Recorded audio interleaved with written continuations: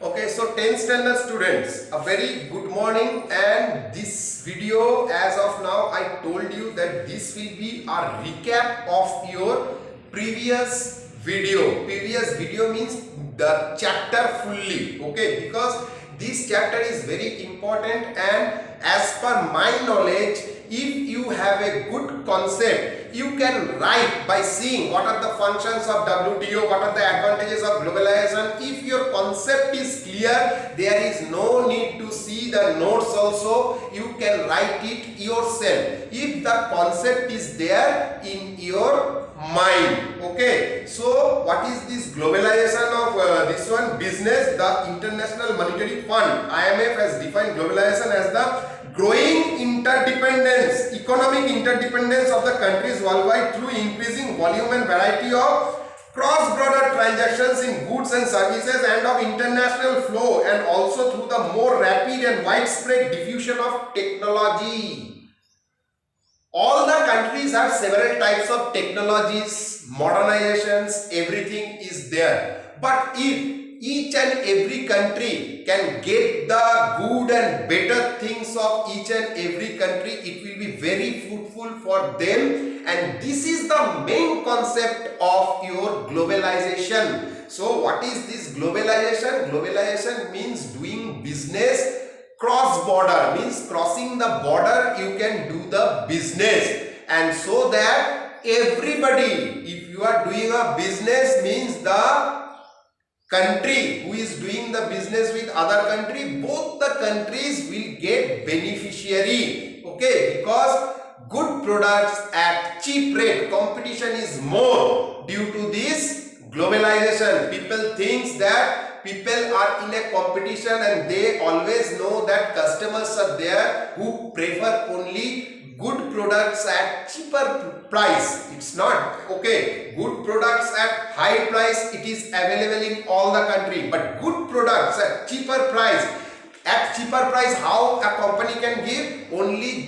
if their technology, modernization, skilled labors are there, then only it is possible to give everybody this type of cheaper things at a good products at a cheaper price. Okay, so globalization, what is globalization? Is the increasing cross-border movements of goods and services. International flow of capital will be there. Okay, capital will be flowing throughout the world. Okay, our country's money will go to other country's money will come to our country. Okay, so this will make the development for all the countries. It's not that we are importing. Okay, we are importing means we are in loss because we are giving the money. We are giving the money when we are getting the things also. Somebody is doing the import of tea from our country. Okay, so it means they are giving the money, but they are getting the world-class tea. That is also a thing. We should think twice. In both the way we should think.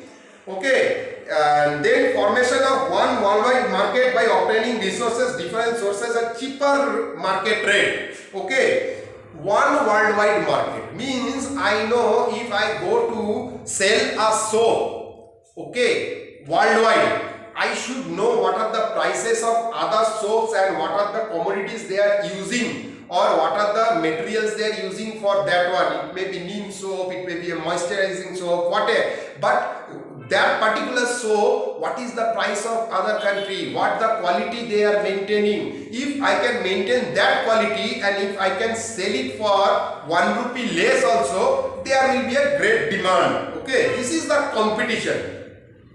Production of goods in any region of the world at cheaper rate. Okay, see, I am a trouser company.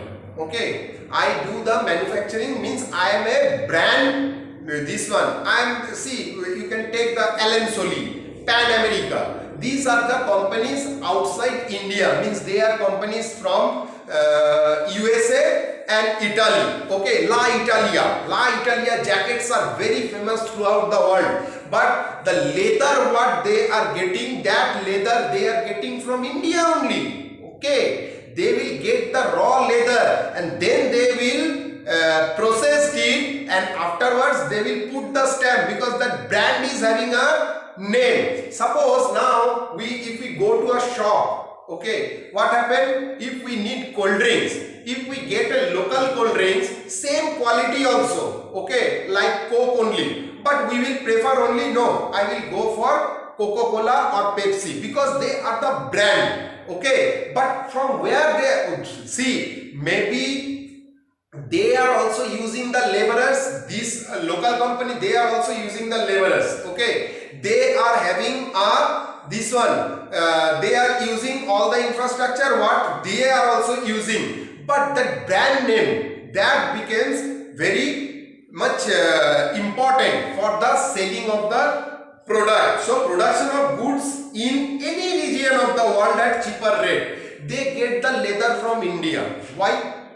Afterwards, processing is very much in high technology in Italy, okay, but their leather cost is high. So what they do, they will take the leather from other country, and then whatever it is good with them, they will do like that, and they will do the processing, and at last they will sell it with their name, okay. So that is the reason why it is told that production of goods in any region of the world at cheaper rate.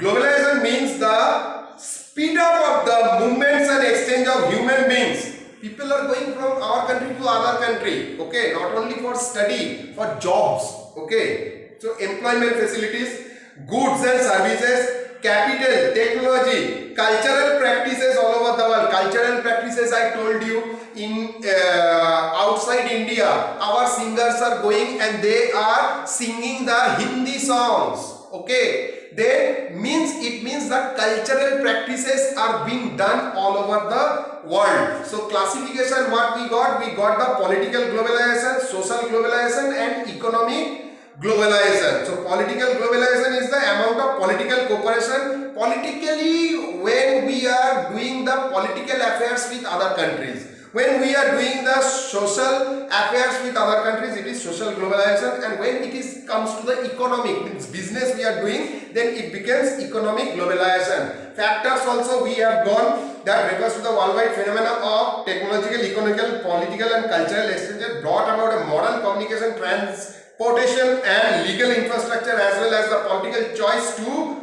consciously open cross border links in the international trade and finance. Okay, factors is that one, the first one. It encourages international capital and trade, overcoming the political barriers. Political barriers we are overcoming. One country is getting friendly with the other country. Okay, globalization creates free trade zone by removing the import and export duties. Free trade zone. Okay, sometimes they told, okay, you can do the import or export at free cost.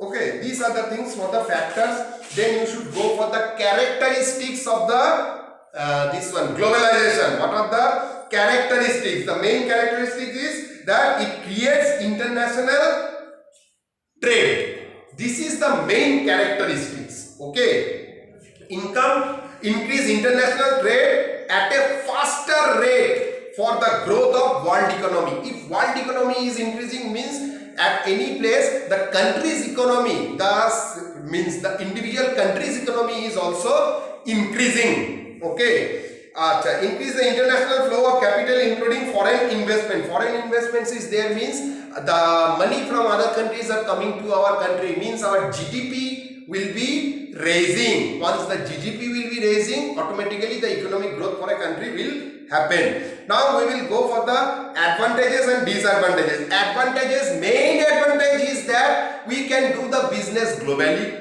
and disadvantage is that due to this sometimes there is unemployment. Okay, and the local companies are there, who are having good product, but the rate is high. Like I gave you the example of this cottage industries and all. We are using the jute bags. Jute bags are in very good quality. They are also traditional, but they are highly cost. So we are using synthetic bags, polythene bags, leather bags, like that, resin bags. Okay, so these are the advantages and disadvantages. If you go through the notes properly, it will be very easy for you to understand. Okay, it will take maximum of half an hour. Then this is the globalization. But how to maintain this globalization? There should be somebody, no, so that they can maintain the globalization properly. Means the global trade should get not harm or no hazard should be there. For that, in this whole world, one organization has been established, that is the WTO, that is the World Trade Center.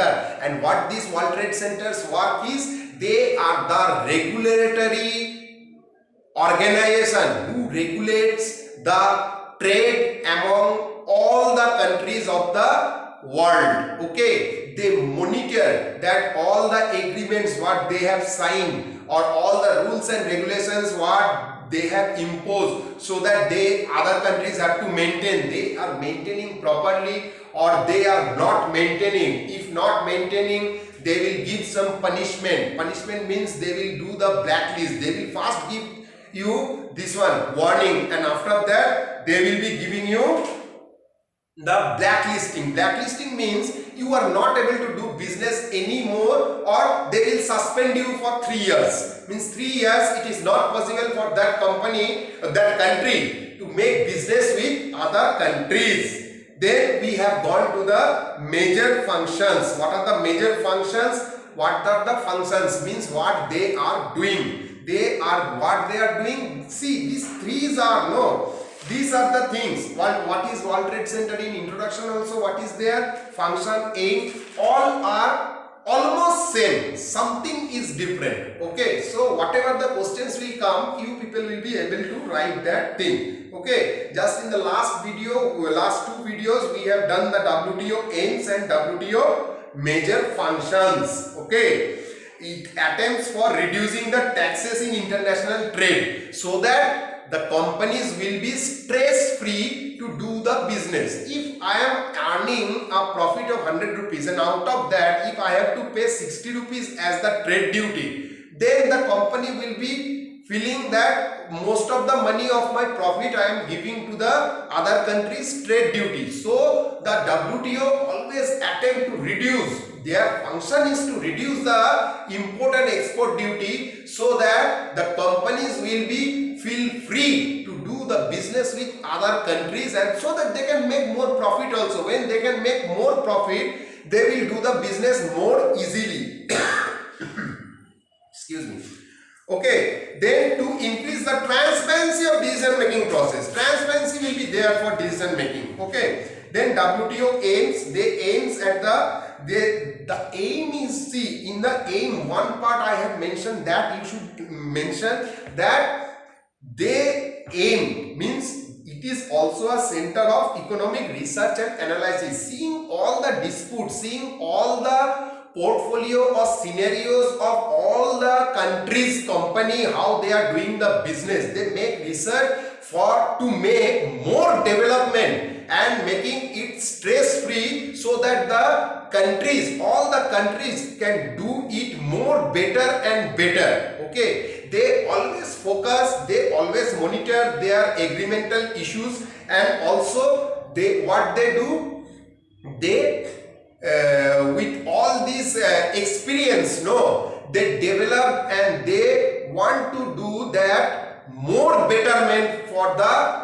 world trade. Okay, so with this you will be finishing with your this chapter, that is the globalization of business. One thing last I want to tell you, GATT. What is this GATT? GATT is General Agreement on Tariffs and Trade. This is the full form of GATT. Okay, it is a legal agreement between many countries whose overall purpose was to promote international trade by reducing trade barriers. Same thing they was doing, but more transparency was there in the WTO. It was established in 1947. Who is the successor of GATT? And it was established in 1st January 1995. And one more thing, in this one abbreviation it comes, WTO, you know, OPEC, OPEC. OPEC is oil producing and exporting countries. That is the Middle East countries. With this we have finished this chapter. You will be supplemented with the notes, and as well as very soon I will give you the exercises part also. Thank you. Have a nice day.